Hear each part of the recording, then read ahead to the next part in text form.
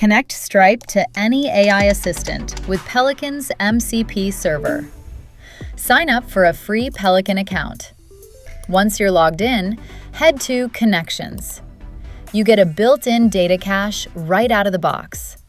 From here, click on Add a Connection, then search for Stripe, then add it as a connector.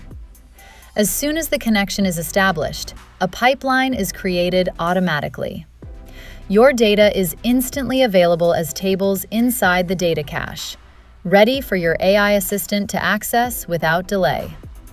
Now open your preferred AI assistant, for example, Claude.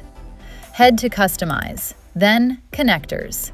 Click on Add Connection and select Add Custom Connector. Enter a name and the Peliqan MCP URL and click on Add. That's it.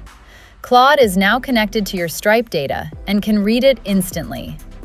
Just describe what you need, and Claude will query your data through the Peliqan MCP, or even take actions, like creating a draft invoice for customer Acme. Real data, real answers. Try it at peliqan.io.